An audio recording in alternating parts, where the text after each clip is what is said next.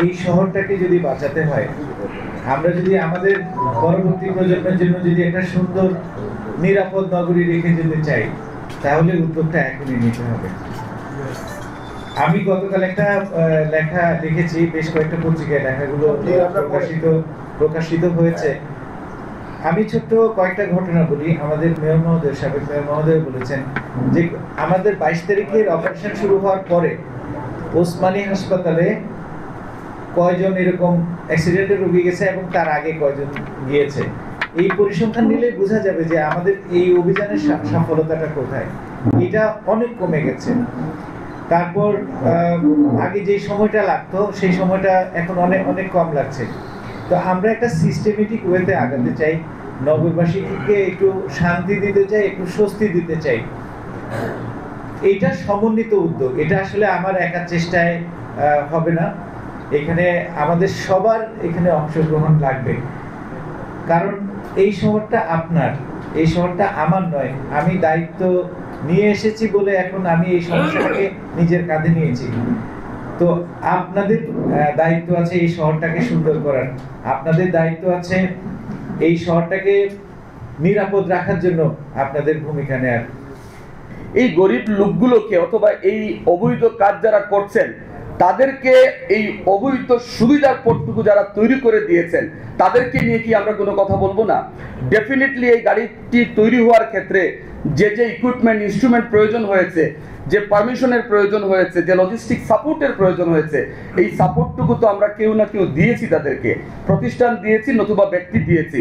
তাদের ব্যাপারেও কিন্তু আমাদের সিদ্ধান্ত নিতে হবে। এবং আমি সর্বোপরি মনে করি যে আজকের এই সভাতে যে সিদ্ধান্তগুলো আমরা নিলাম সেই সিদ্ধান্তগুলো বাস্তবায়ন করার ক্ষেত্রে আমাদের ভূমিকা থাকবে, সেটি আমরা প্রত্যাশা করি। এবং আজকের সভাতে শুধুমাত্র কথা বলেই বের হয়ে যাব, অনেকে খুব প্রকাশ করেছেন আমরা যা বলি তা করি না। তাহলে আজকে যে কথাগুলো আমরা বলেছি এবং যে সিদ্ধান্তগুলো দিয়েছি, পুলিশ কমিশনার মহোদয় সেই রেজলিউশন, সেই কথাগুলোকে সিদ্ধান্ত আকারে নিয়ে আমাদের কাছে সেই ডকুমেন্ট অথবা কাগজগুলো পাঠাবেন এবং একটি বিজ্ঞপ্তির মাধ্যমে জানিয়ে দিতে পারেন যে আজকের এই উচ্চ পর্যায়ের এই সভাতে সিলেটে এই গাড়িগুলো বন্ধের ব্যাপারে এই ব্যক্তিবর্গরা এই মতামত দিয়েছেন এবং সেটা কার্যকর করতে আমরা বদ্ধপরিকর। গত 2 দিন আগে যেটা সব দলের রাজনৈতিক দলের নেতৃবৃন্দ, ব্যবসায়ী নেতৃবৃন্দ, পরিবহন সেক্টরের মালিক শ্রমিক নেতৃবৃন্দ, সাংবাদিক ভাইয়েরা, আমাদের মা বোনেরা, স্কুল শিক্ষাবিদরা, সব সেক্টরের মানুষজন এক হয়ে পুলিশ কমিশনারকে বললেন যে আমরা চাই টমটম এবং ব্যাটারি চালিত রিক্সা এইখান থেকে অবৈধ সব সরিয়ে দেয়। সেই সিদ্ধান্তর পরে 1 সপ্তাহ সময় দিয়ে মাইকিং করা হলো।